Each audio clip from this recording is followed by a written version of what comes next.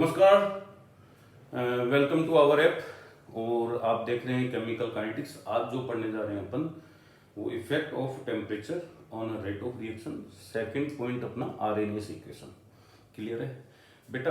अपन ने temperature coefficient theory पढ़ी, उसके ऊपर जितने भी न्यूमेरिकल आता है वो डिस्कस किए। कुछ न्यूमेरिकल आज देख लेंगे अपन, ठीक है? नहीं फिर आरएनएस थ्योरी को पढ़ना है कि आरएनएस थ्योरी कहाँ से आई है, कैसे ये एक्सप्लेन करती है। ठीक है, मैंने बताया था टेम्परेचर कोफिशिएंट जो है क्वालिटेटिव क्वांटिटेटिव एक्सप्लेन करती है, जबकि आरएनएस थ्योरी क्वालिटेटिव एक्सप्लेन करती है। ठीक है नहीं भाई, किस प्रकार से हुआ चले देखो इधर न्यूमेरिकल अपन चेक करेंगे। पहले टेम्परेचर कोफिशिएंट का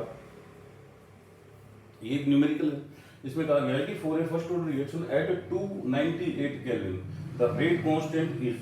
आपको रेट कांस्टेंट दे दिया बेटा, कितना दिया है? यानी कि रेट कांस्टेंट आपको 200 सेकंड दे दिया है। कितना दे दिया है? 200 सेकंड इनवर्स। और ये कहीं पे दिया है? 298 केल्विन पर।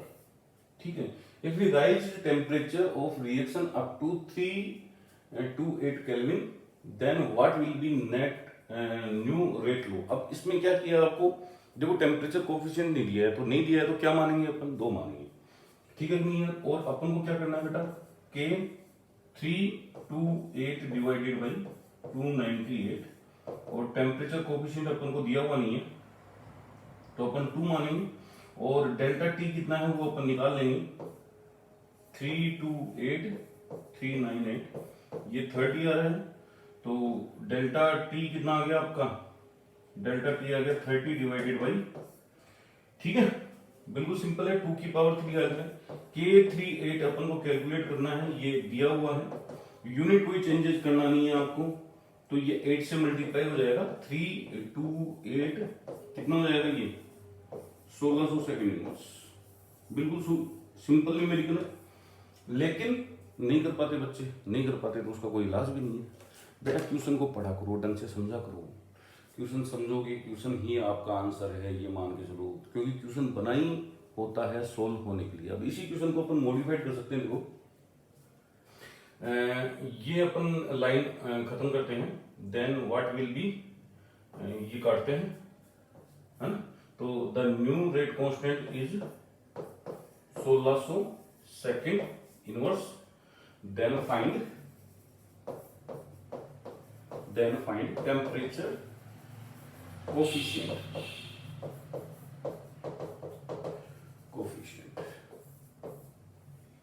ठीक है बेटा, इस टाइप से जो है क्वेश्चन आ सकता है। ये दूसरा क्वेश्चन आप इसी में मॉडिफाइड कर लेना, नेक्स्ट लिख लेना आराम से। नेक्स्ट देखो अपन क्या है, इस क्वेश्चन को कैसे सोल्व करेंगे।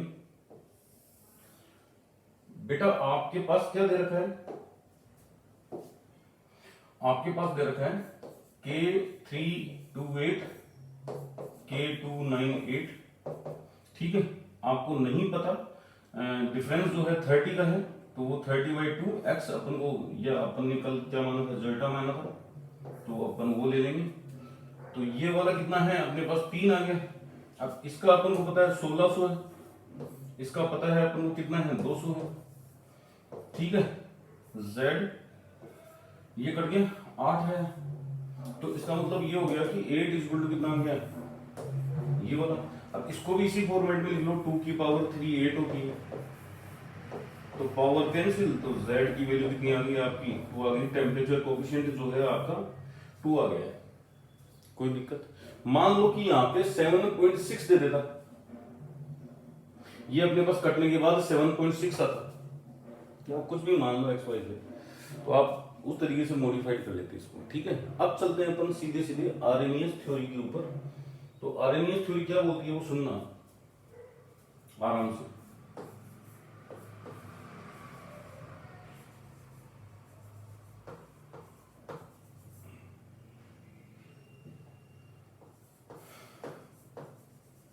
आरएनएस थ्योरी क्या बोलती है वो समझने की कोशिश करना। पहली चीज ये जो है कंसेप्ट ऑफ एक्टिवेशन एनर्जी है। कंसेप्ट ऑफ एक्टिवेशन एनर्जी, ठीक है। इसके पैरेलल आपको जनरल फिजिकल में कंसेप्ट या एनर्जेटिक क्राइटेरिया ऑफ रिएक्शन वाला वीडियो मिल जाएगा। ठीक है नहीं है? तो मैं ये चाहूंगा इसको यहीं पे रोकें और उसको जाके पहले कंप्लीट कर लें। ताकि आपके दिमाग में किसी भी रिएक्शन का एनर्जेटिक क्राइटेरिया फिट हो जाए।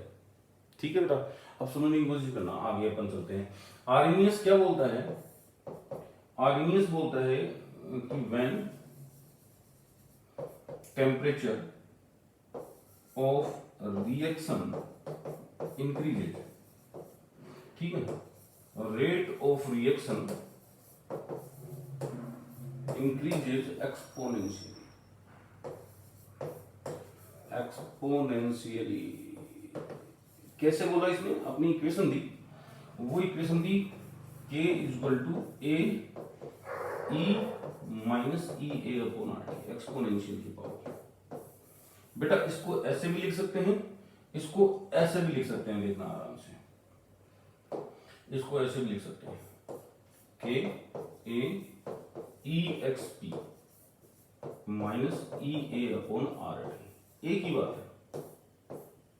इसको ऐसे भी लिख सकते हैं। तो कई बार क्या हो जाता है, कंफ्यूज मत होना, पूछ लेता है करेक्ट आरएनएस इक्वेशन कौन सी है। अभी और भी देखेंगे अपन आरएनएस इक्वेशन की, पहले इसके कंसेप्ट को तो जाने अपन।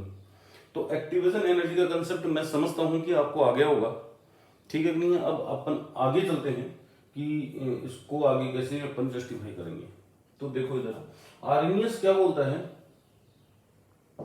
आरएनएस बोलता है कि किसी भी रिएक्शन में सभी मॉलिक्यूल भाग नहीं लेते हैं, ठीक है कि नहीं? Only fraction of molecule can take part into reaction. क्या कहा मैंने? कि ऑल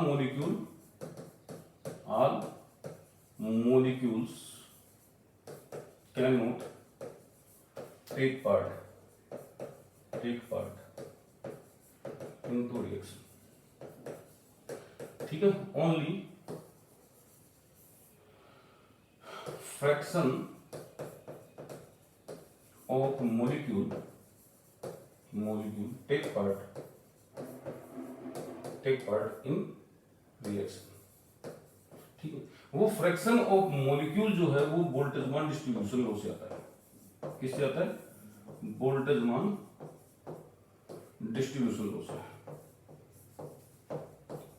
अभी चर्चा करेंगे बोल्ट्जमान डिस्ट्रीब्यूशन लॉ की थोड़ी बहुत, diagram base, Maxwell Boltzmann distribution. तो वो जो फ्रैक्शन ऑफ मॉलिक्यूल है वो ये है, इसको अपन फ्रैक्शन की तरह ट्रीट कर सकते हैं, ठीक है नहीं है? और ये कह रहा है कि जो फ्रैक्शन ऑफ मॉलिक्यूल रिएक्शन में पार्टिसिपेट लेते हैं वो एक्टिव मॉलिक्यूल कहलाते हैं। क्या कहलाते हैं बेटा? एक्टिव मॉलिक्यूल कहलाते हैं। तो अपन बोल सकते हैं molecule which take part into reaction, molecule which take part into reaction, ठीक है, नोन एज एक्टिव मॉलिक्यूल। और जो नहीं लेते हैं वो क्या कहलाते हैं? Obviously do not participate, do not take part in reaction, known as passive molecule. तो अपने पास दो प्रकार के मॉलिक्यूल हो गए, एक तो है बेटा एक्टिव मॉलिक्यूल और एक हो गया आपका पैसिव मॉलिक्यूल। क्या हो गया बेटा? Passive molecule. दो प्रकार के मॉलिक्यूल हो गए किसी भी रिएक्शन में, एक तो वो जो रिएक्शन में पार्टिसिपेट लेंगे, एक वो जो रिएक्शन में पार्टिसिपेट नहीं लेंगे, ठीक है नहीं है? तो आरएनएस क्या बोलता है कि एक्टिव और पैसिव मॉलिक्यूल जो है एक दूसरे में इंटर कन्वर्ट होते हैं, इंटर कन्वर्टेबल रहते हैं। यानी कि एक्टिव मॉलिक्यूल तो पैसिव में कन्वर्ट होगा, पैसिव मॉलिक्यूल एक्टिव मॉलिक्यूल में कन्वर्ट होगा। और ये जो कन्वर्जन है वो कॉन्टैक्ट के द्वारा होगा। जब ये दोनों आपस में कॉन्टैक्ट में आएंगे तो एनर्जी ट्रांसफर करते हैं। क्या करते हैं बेटा? एनर्जी ट्रांसफर करते हैं। तो what is the possibility? Contact में आने की क्या पॉसिबिलिटी होती है वो भी अपन चेक कर लेते हैं। देखो इधर, तो कॉन्टैक्ट में आने की क्या पॉसिबिलिटी है वो अपन चेक करने जा रहे हैं। तो देखो एक्टिव मॉलिक्यूलों को तो मैं ए से रिप्रेजेंट करूंगा और पैसिव मॉलिक्यूलों को अपन पी से रिप्रेजेंट करेंगे, ठीक है? तो पहली पॉसिबिलिटी तो ऐसी है कि ए एक्टिव मॉलिक्यूल आपके क्या है? कॉन्टैक्ट में है, ठीक है नहीं है? या फिर एक्टिव और पैसिव कॉन्टैक्ट में है, एक्टिव और पैसिव। और तीसरी पॉसिबिलिटी है कि पैसिव और पैसिव कॉन्टैक्ट में है। आगे कांटेक्ट में आने के बाद ये कांटेक्ट में है, कोलिजन नहीं हुआ बेटा, कांटेक्ट में है, टच में है एक दूसरे के, तो यहां से क्या स्टार्ट होता है बेटा, एनर्जी ट्रांसफर। क्या होता है, एनर्जी ट्रांसफर। इसको बहुत सिंपल लैंग्वेज में समझा सकता हूं मैं आपको। सिनेमा हॉल में मूवी देखने जा रहे हैं, मान लो कि 200 रुपए हैं, जिसकी जेब में 200 रुपये होंगे वो भैया सिनेमा हॉल में जाएगा। लेकिन कई बार क्या होता है, किसी की जेब में 190 रुपये, वो नहीं जा सकता, लेकिन एक की जेब में 210 रुपये, तो वो 10 रुपये उससे उधार ले लेगा, तो वो एनर्जी ट्रांसफर कहला रहा है। तो दोनों जा सक रहे हैं, ठीक है। नहीं है, इसमें पहली पॉसिबिलिटी ये है कि दोनों एक्टिव एक्टिव ही रहे, या हो सकता है कि एक एक्टिव हो जाए एक पैसिव हो जाए। क्या हो जाए बेटा, और दूसरा ये है कि पहला पैसिव हो जाए दूसरा एक्टिव हो जाएगा। तो देखोगे एक्टिव का जो प्रोपोर्शन है वो ज्यादा है किसमें, आपके एक्टिव एक्टिव में। और जब एक्टिव पैसिव होता है तो ये हो सकता है कि दोनों एक्टिव हो जाए या फिर दोनों पैसिव हो जाए, या फिर ये भी तो हो सकता है कि ये पैसिव और ये वाला एक्टिव हो जाए, ऐसे भी तो हो सकता है, पॉसिबिलिटी खूब है अपने पास। इसमें भी आपकी देखो दोनों एक्टिव नहीं हो सकते हैं, या तो एक एक्टिव होगा दूसरा पैसिव होगा, और दूसरी कंडीशन क्या होगा, पहले वाला पैसिव रह जाए दूसरे वाला एक्टिव रह जाए। ठीक है। नहीं है, मान लो कि किसी की जेब में 190 रुपए, एक जने की जेब में 10 रुपए, तो 10 रुपए उसको दे देगा, तो 200 वाला मूवी देखने गया, समझ में आई, या 190 ले लेगा तो वो खुद चला जाएगा। तो ऐसी पॉसिबिलिटी होती है एनर्जी ट्रांसफर की। तो कुल मिला के बात ये है कि एक्टिव और पैसिव मॉलिक्यूलों के बीच में एक इक्विलिब्रियम रहता है, और उस इक्विलिब्रियम को ही अपन को समझना है बेटा कि एक्टिव मॉलिक्यूल और पैसिव मॉलिक्यूलों के बीच में डायनेमिक इक्विलिब्रियम रहता है। क्या रहता है, डायनेमिक इक्विलिब्रियम। और एक्टिव मॉलिक्यूलों का फ्रैक्शन जो है, फ्रैक्शन ऑफ मॉलिक्यूल जो रिएक्शन में पार्टिसिपेट लेता है, ठीक है नहीं है, वो होता है आपका, बताया था एक्सपोनेंशियल माइनस EA/RT। और आर्रेनियस भाई साहब ये कहते हैं कि जो रेट ऑफ रिएक्शन है कि वो इसी फ्रैक्शन के प्रोपोर्शनल होता है, इसी फ्रैक्शन के प्रोपोर्शनल होता है। अगर ये फ्रैक्शन बढ़ेगा तो रेट ऑफ रिएक्शन आपकी इंक्रीज होगी, यानी कि इंक्रीज हो गया तो रेट ऑफ रिएक्शन इंक्रीज हो गई। क्लियर है। तो इसको जब बताएंगे प्रोपोर्शनलिटी का कांस्टेंट लगेगा और ये इस प्रकार से मॉडिफाइड हो जाएगा। क्या हो जाएगा, इस प्रकार से मॉडिफाइड हो जाएगा। तो ये आपके पास फाइनली आरएनएस इक्वेशन आ गई है। लेकिन Arrhenius equation not such as, Arrhenius equation जो है वो अलग तरीके से है, और उसका डेरिवेशन अपन को देखना है। यहां से जो है उसने कर्व दिया था वो इसी प्रकार का दिया था, इसमें टेम्परेचर में, और इसमें और भी कर्व होंगे, लेकिन पहले अपन डेरिवेशन सीख लेते हैं। आरएनएस इक्वेशन ड्राइव पास हुई है, तो जब इक्विलिब्रियम की बात आती है तो इक्विलिब्रियम में हमेशा वांट ऑफ इक्वेशन अप्लाई होती है। क्या आती है, वांट ऑफ इक्वेशन। तो वांट ऑफ इक्वेशन के ऊपर चलते हैं।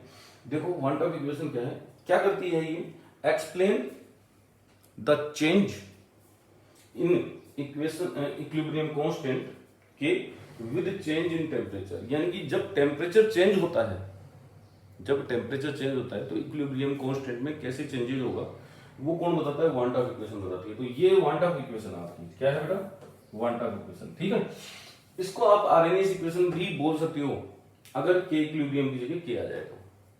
ठीक है, आरएनएस इक्वेशन भी बोल सकते हो। कई बार आता है ना कौन सी आरएनएस इक्वेशन है कि नहीं है, तो उस हिसाब से आप चेक कर लेना। तो ये जो के इक्विलिब्रियम है ये क्या है कि एएम और पीएम के बीच में इक्विलिब्रियम है, तो ये K1 है और ये K2 है। ये क्या आ गया, फॉरवर्ड के लिए, और ये किसके लिए आ गया, बैकवर्ड के लिए। इक्विलिब्रियम कांस्टेंट या रेट कांस्टेंट, ये फॉरवर्ड रिएक्शन का रेट कांस्टेंट है, ये बैकवर्ड रिएक्शन का रेट कांस्टेंट है। तो आपका जो के इक्विलिब्रियम बनता है वो हमेशा फॉरवर्ड और बैकवर्ड का रेशियो होता है। ये आप लोगों को पता है, इक्विलिब्रियम में पढ़ा होगा आपने। क्लियर है। तो हम क्या करेंगे, इसको पूरे को देखेंगे। तो यहां पे अपने पास क्या आ गया बेटा, के इक्विलिब्रियम ही आ गया, तो dln K1/K2 divided by dt। ठीक है बेटा, कोई दिक्कत। और ये हो गया E1 माइनस E2, डिफरेंस ले लो जिस हिसाब से K1 K2 है, K2 ऊपर ले रहे हो तो E2 को आगे लेना है आपको। ठीक है, देखो सिंपल एकदम, कोई दिक्कत नहीं है। इसको अपन मॉडिफाइड करते हैं, dln K1, ठीक है, minus dln K2 upon dt। इसको टू पार्ट्स में डिवाइड कर दो, हालांकि अगले वाले पार्ट में अपन दोनों को ही डिवाइड कर देंगे। दो पार्ट्स में ले आएंगे, ठीक है। नहीं है वो पार्ट्स कौन कौन से होंगे वो दिख जाएगा आपको अभी, देखो इधर टू पार्ट्स में इसको भी डिवाइड कर देते हैं। डी क्या भाई D ln k1 upon dt minus D ln k2 upon dt, कोई डाउट? और इसको भी दो पार्ट्स में डिवाइड कर देते हैं, e1 rt square minus e2 rt square, हो गया। अब हम क्या करेंगे, इस इक्वेशन को दो भागों में स्प्लिट कर लेंगे। देखो कैसे स्प्लिट करते हैं।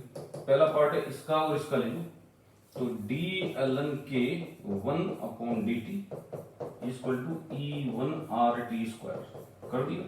इसको भी अपन ले लेते हैं दूसरी वाले को, माइनस माइनस प्लस हो जाएगा, तो D ln k2 dt e2 upon rt square. Derivation है पर जरूरी नहीं है कि ये जो डेरिवेशन हो आपको याद रहे।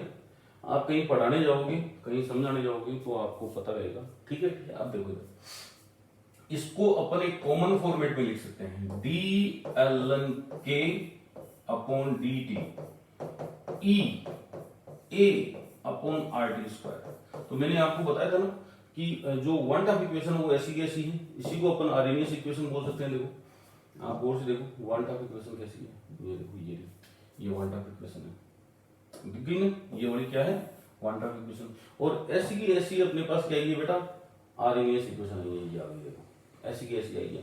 अब हमें क्या करना है, इसको क्रॉस मल्टीप्लाई करना है। क्रॉस मल्टीप्लाई कैसे, डी ln k, ठीक है बेटा, D ln k e a upon r को तो बाहर लिख लो और dt अपॉन t स्क्वायर को इधर लिख लो। अब इसका अपन को क्या करना है बेटा, इंटीग्रेशन करना है। क्या करना है, इंटीग्रेशन। तो चलो इंटीग्रेशन भी कर देते हैं, D ln k e a upon r,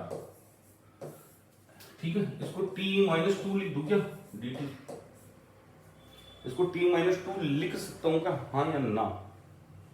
कर दिया इंटीग्रेशन।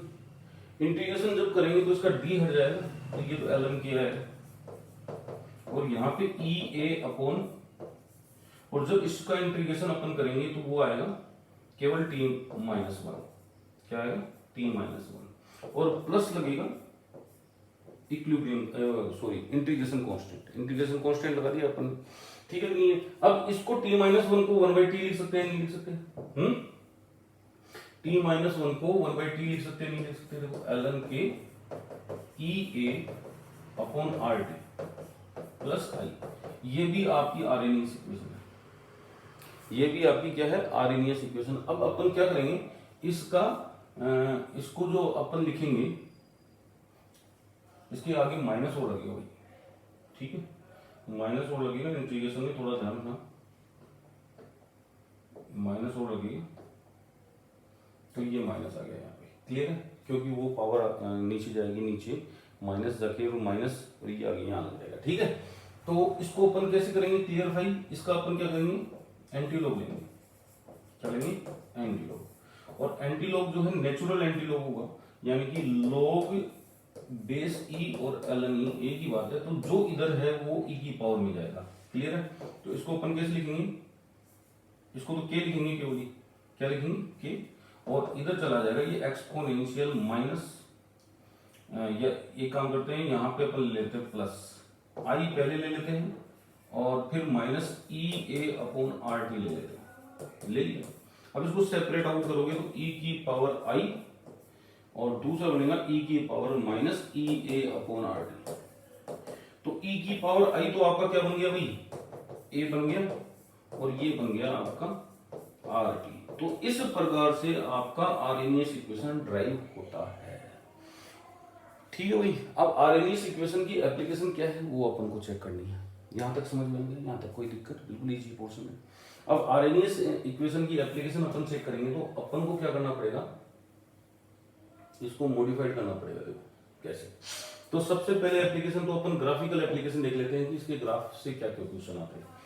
तो पहले ग्राफिकल में आपको बताया था मैंने के और टी में जो है एक्सपोनेंशियल इंक्रीमेंट का करवाएगा, ऐसा करवाएगा पहला। तो दूसरा ये है कि अपन क्या करेंगे, इसका लॉग ले लेंगे, natural log ln k ln a minus E A upon R T, ये आ गया। ठीक है, यहां से भी आपका कर्व बन जाएगा। इसको ऐसे लिख लो आप, कैसे लिख लो, ऐसे लिखो, यहाँ पे 1/t अलग से लगा दो, तो ये y इज इक्वल टू क्या आ जाएगा, c माइनस एम एक्स। तो इसका मतलब जब प्रोटेशन अपन करेंगे इधर ln k लेंगे, ठीक है, नहीं है, इधर ln k लेंगे और इधर 1/t लेना पड़ेगा। t नहीं ले सकते अपन, क्या लेना पड़ेगा, 1/t। अगर आप t लोगे, थोड़ा सा ध्यान रखना, ln k ले लिया आपने और डायरेक्ट t ले लिया तो कर्व इस टाइप का आएगा। किस टाइप का आएगा, इसको घुमा के देखो, just like this, this like this, है ना। तो अपन को वो काम नहीं करना है। इस टाइप के क्वेश्चन भी आ सकता है, आप डायरेक्ट देख लेना। लेकिन इस वाले में सीधी सीधी स्ट्रेट लाइन है, वो भी नेगेटिव स्लोप की, देखो इधर ये ऐसे आ गया और ये जो है ये इंटरसेप्ट बनता है, ये कहलाएगा ln a। और यहाँ से जो स्लोप आएगा वो माइनस एम आएगा, माइनस एम जो है माइनस ई ए अपॉन आर। ठीक है नहीं, ये थोड़ा ध्यान रखना। और एक्टिवेशन एनर्जी को कोशिश करना कि पॉजिटिव रखें। क्या रखें बेटा, पॉजिटिव, माइनस में नहीं निकालनी एक्टिवेशन एनर्जी। क्यों नहीं निकालनी, क्योंकि एक्टिवेशन एनर्जी जो मॉलिक्यूल करता है वो एब्जॉर्ब करता है। क्या करता है बेटा, एब्जॉर्ब करना पड़ेगा। और एब्जॉर्प्शन जो है हमेशा पॉजिटिव से रिप्रेजेंट करते हैं। ठीक है, एक थोड़ा ये भी ध्यान रखना। ये हो गया पहला। अब मान लीजिए कि आपको ln के रूप में नहीं दिया हुआ है, लॉग की फॉर्मेट में दिया हुआ है, तो लॉग की फॉर्मेट में कन्वर्ट करेंगे। लॉग की फॉर्मेट में कैसे कन्वर्ट करते हैं, 2.303 लॉग बेस 10 आ गया के 2.303 लॉग बेस 10। ठीक है कि नहीं है, ए, और ये एज इट इज रहेगा ई ए अपॉन आर 1/t। कोई दिक्कत। अब 2.303 से डिवाइड कर दो, log के log a minus E A 2.303 r 1/3। कोई दिक्कत, कोई समस्या? क्लियर। अब देखो आगे, इसका अगर अपन प्लॉट खींचेंगे, ग्राफ बनाएंगे, तो सेम वैसा वैसा ग्राफ बनेगा। बस थोड़ा सा ध्यान ये रखना है, log के और 1/t के बीच में ग्राफ ऐसा ही आएगा। ये आपका क्या है, log a है, वहां पे ln a था, यहाँ पे log a है। और जो स्लोप है tan थीटा आपका माइनस m, वो है माइनस ई ए अपॉन 2.303। कई बार क्या करता है बेटा, स्लोप दे देता है और एक्टिवेशन एनर्जी पूछ लेता है। तो अपन क्या कर सकते हैं बेटा, ई ए स्लोप इंटू 2.303 r। अगर इसका स्लोप दे तो ये एक्टिवेशन एनर्जी कैलकुलेशन में काम नहीं आएगी, और अगर इसका स्लोप दे दे आपको तो यहां से आपका ये वाली एक्टिवेशन एनर्जी कैलकुलेशन में आएगी। E a equal to slope into R करना है। और आर की यूनिट वैसे ही रखना जैसे चार ऑप्शनों में दे रखी है, पूछी गई है, क्योंकि आर की यूनिट जो है सब कुछ डिटरमाइन करेगी आपकी। आर की यूनिट ही एक्टिवेशन एनर्जी की यूनिट बनेगी एक तरीके से। ठीक है नहीं, तो इस प्रकार से अपन कैलकुलेट कर सकते हैं आपकी activation energy by the slope. Clear है। अब देखो आगे, आपकी जो क्या बोलते हैं आरएमएस इक्वेशन थी, वो आरएमएस इक्वेशन थी के ए ई की पावर एक्सपोनेंशियल माइनस ई अपॉन आर टी। कोई आपसे पूछे कि के क्या है, के है रेट कांस्टेंट, ठीक है, ए क्या है, ए कहलाता है आरएमएस कांस्टेंट, है ना। इसको प्री एक्सपोनेंशियल फैक्टर भी कहते हैं। क्या कहते हैं, प्री एक्सपोनेंशियल फैक्टर, है ना। कोफिशिएंट बोल दो, फैक्टर बोल दो, कांस्टेंट बोल दो, इसी को अपन फ्रीक्वेंसी फैक्टर बोलते हैं। क्या बोलते हैं, फ्रीक्वेंसी फैक्टर बोलते हैं। कोई आपसे पूछे तो जवाब दे देना। सवाल ये उठता है इसकी यूनिट क्या होगी, तो इसकी यूनिट वही होती है जो के की होती है। तो यूनिट जो है, यूनिट एज के, ठीक है नहीं है। अगर मान लो कि जीरो ऑर्डर के लिए दिया गया है तो यूनिट जीरो ऑर्डर की आएगी, फर्स्ट ऑर्डर के लिए दिया गया तो फर्स्ट ऑर्डर की यूनिट आएगी, सेकंड ऑर्डर के लिए दिया गया सेकंड ऑर्डर की यूनिट आएगी। क्यों आएगी, देखो जो ई है वो एक्टिवेशन एनर्जी,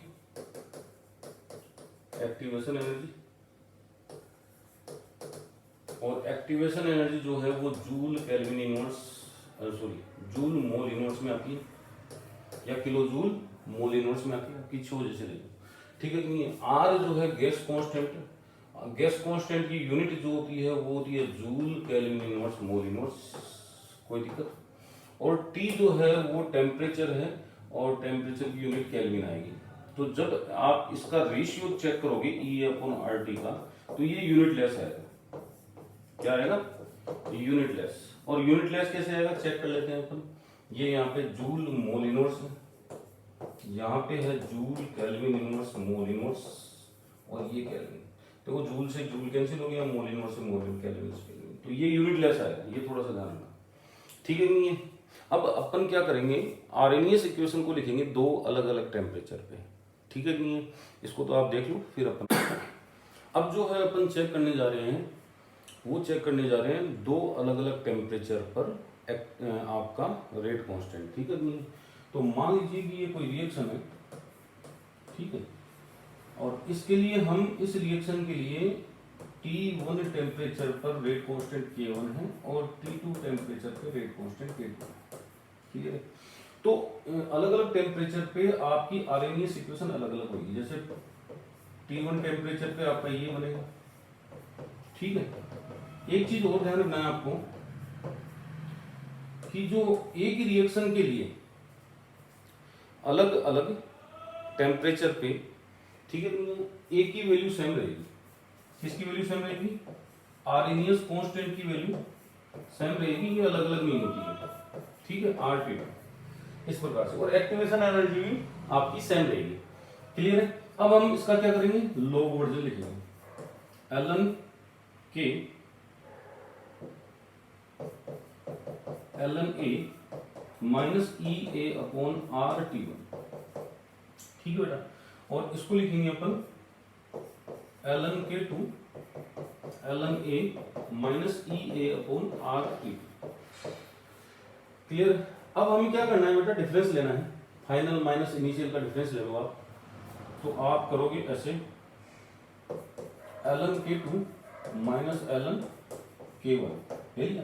तो K2 वाले को पहले लिख लेते हैं ln a minus E A upon R T2, ठीक है भाई। और दूसरे वाले को अपन लिखते हैं, वो लिखते हैं minus ln a minus E A upon R T, कोई दिक्कत? तो इसको तो अपन कैसे किस फॉर्मेट में लिखेंगे, लॉग का रूल लगा देंगे, ठीक है भाई। ln K2 अपॉन K1 लिख लिया, और इस ब्रैकेट को खोलेंगे तो इसमें तो कुछ भी नहीं है, ये तो एज इट इज आएगा ई ए अपॉन आर T2, और इस ब्रैकेट को खोलेंगे तो ln a तो माइनस का हो जाएगा, ये वाली टर्म जो है वो प्लस की हो जाएगी, हो गई। ये कैंसिल हो गया, इसको उठा के आगे ले जाओ, तो ln K2 upon K1, K2 upon K1 देखोगे आप, तो ये वाला आ गया आएगा ई ए upon R T1 minus E ए अपॉन आर T2। इसमें से कॉमन क्या आ रहा है, ई ए अपॉन आर कॉमन आ रहा है, और यहाँ पे 1 माइनस T1 T2 आपको बच जाएगा, ठीक है बेटा। ये ln की टर्म में, आप लॉग की टर्म में भी लिख सकते हो उसको, किसी टर्म में लिख सकते हो बेटा, लॉग की टर्म में भी लिख सकते हो। तो लॉग की टर्म में कैसे लिखेंगे, 2.303 लॉग बेस 10 आ गया K2 अपॉन K1, क्या भाई, K2 अपॉन K1, और ई ए upon R 1 upon T1 minus T2, इस प्रकार से चेक कर सकते हैं। अब इसको हटा के आप इधर ले आओ, क्रॉस मल्टीप्लाई कर दो, log K2 अपॉन K1, ठीक है, E A 2.303 R 1 upon T1 minus 1 upon T2, clear है, कोई दिक्कत? log K2 अपॉन K1, इसको ऐसे भी लिख सकते हैं अपन, ई ए 2.303 आर,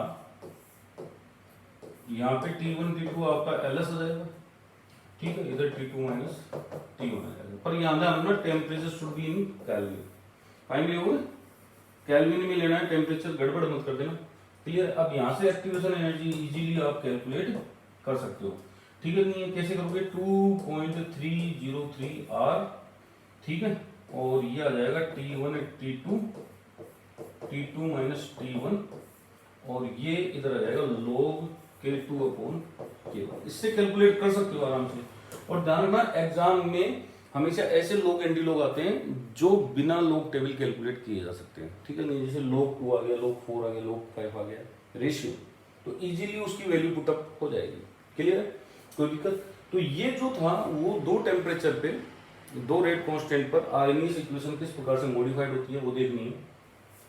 तो अब अपन को क्या चेक करना है बेटा, अपन को बहुत सारी चीजें हैं जो पता होनी चाहिए, वो अपन देख लेते हैं। देखो पहली चीज, जो एक्टिवेशन एनर्जी है, एक्टिवेशन एनर्जी वो तीन कैटेगरी में डिवाइडेड है। फर्स्ट पॉजिटिव, जीरो और नेगेटिव, ठीक है बेटा। एक्टिवेशन एनर्जी जीरो है तो एक्सपोनेंशियल -EA/RT की वैल्यू जो है वो क्या हो जाएगी, इसकी वैल्यू 1 होती है। किसी की भी पावर जीरो हो जाए वो 1 हो जाएगा। तो यहाँ पे जो है आपका K और A बराबर हो जाएगा। तो अपन ये बोल सकते हैं कि ये वो रिएक्शन है जहां पे एक्टिवेशन एनर्जी जीरो होती है। ये वो रिएक्शन है जो टेम्परेचर इंडिपेंडेंट है, ठीक है। जैसे न्यूक्लियर रिएक्शन देखी थी अपने, फोटोकेमिकल रिएक्शन देखी थी, वहां पे एक्टिवेशन एनर्जी का कोई रोल नहीं होता, जीरो होती है। पॉजिटिव एक्टिवेशन एनर्जी अगर पॉजिटिव है, समझना, तो आपकी इक्वेशन ऐसे ही रहेगी, EA/ पॉजिटिव है, ये इक्वेशन ऐसी ही रहेगी। अब समझना, जब कभी भी आप टेम्परेचर इंक्रीज करोगे तो EA/RT जो है आपका, उसकी वैल्यू इंक्रीज होगी तो आपके रेट कांस्टेंट की वैल्यू भी क्या होगी, आपकी इंक्रीज होगी। रेट कांस्टेंट की वैल्यू भी क्या होगी, इंक्रीज होगी।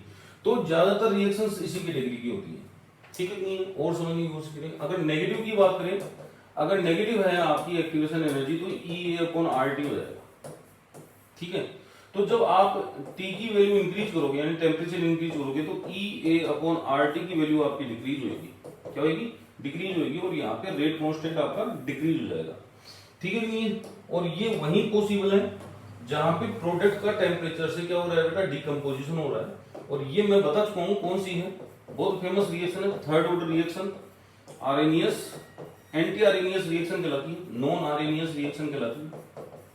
क्या कहलाती है, anti Arrhenius non Arrhenius reaction कहलाती है। तो यहां पे टेम्परेचर बढ़ाओगे तो आपका रेट कांस्टेंट की वैल्यू क्या होगी, डिक्रीज होगी, इंक्रीज होने की बजाय। अब सुनना, अब आप कहोगे सर EA सिग्निफिकेंट कहां है, या सॉरी टेम्परेचर सिग्निफिकेंट कहां है। तो टेम्परेचर सिग्निफिकेंट वहां होता है जहां पे ए एक्टिवेशन एनर्जी की वैल्यू बहुत ही ज्यादा होती है। देखो मैं समझाता हूं इसको कैसे। आपने एनर्जेटिकल क्राइटेरिया पूरा देख लिया ना, उसके बाद देखो कैसे। मान लो कि एक रिएक्शन है, उस रिएक्शन में एक्टिवेशन एनर्जी आपकी ये, और एक रिएक्शन ये है जिसकी एक्टिवेशन एनर्जी ज्यादा ये। अब टेम्परेचर का ज्यादा इफेक्ट कहां देखा जाएगा, ज्यादा इफेक्ट वहां देखा जाएगा जहां पे एक्टिवेशन एनर्जी ज्यादा होती है। मोटे मोटे अक्षरों में लिख देना कि temperature is significant in those reaction which have high activation energy, clear है। और इनसिग्निफिकेंट कहां होता है, जहां पे एक्टिवेशन एनर्जी जीरो होती है। कंपैरिजन के तौर पे मान लो कि कोई रिएक्शन है फ्लैट रूप में, ये बस ये प्रोडक्ट में कन्वर्ट हो गया, ये मान लो इस टाइप से। तो ये तो रिएक्टेंट और इसकी एक्टिवेशन एनर्जी जीरो है, और ये प्रोडक्ट, क्लियर, एक्टिवेशन एनर्जी है ही नहीं। जैसे photochemical reaction, nuclear reaction, radioactive decay, ऐसी कुछ रिएक्शंस होती है। और जहां पे एक्टिवेशन एनर्जी ज्यादा होती है वहां पे आपका टेम्परेचर सिग्निफिकेंट होता है। आप टेम्परेचर इंक्रीज करोगे तो रेट ऑफ रिएक्शन में बड़ा इंक्रीमेंट देखा जाएगा। और जहां पे आपकी एक्टिवेशन एनर्जी कम है वहां पे आप टेम्परेचर इंक्रीज जरूर करोगे, लेकिन इतना ज्यादा इफेक्ट नहीं देखा जाएगा जितना इस रिएक्शन के ऊपर देखा जा रहा है, ठीक है नहीं है। तो एंटी आर्हेनियस रिएक्शन जो है जिसकी अपन ने चर्चा की है यहाँ पे, अगर इस टाइप का है तो आप ये बताओ कि क्या एलन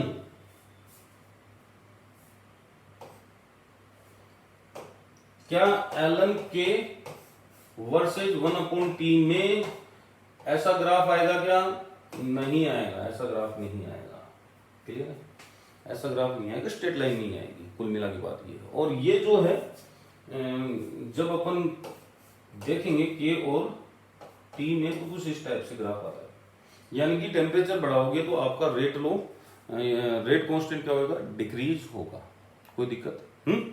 इस वीडियो में अपन इतना ही देखेंगे। नेक्स्ट वीडियो लेके आऊंगा मैं आर्हेनियस इक्वेशन के ऊपर अपन क्वेश्चंस देखेंगे और सीधा सीधा ऑर्डर और मोलिकुलरिटी के ऊपर चलेंगे। ठीक है बेटा, चले बाय।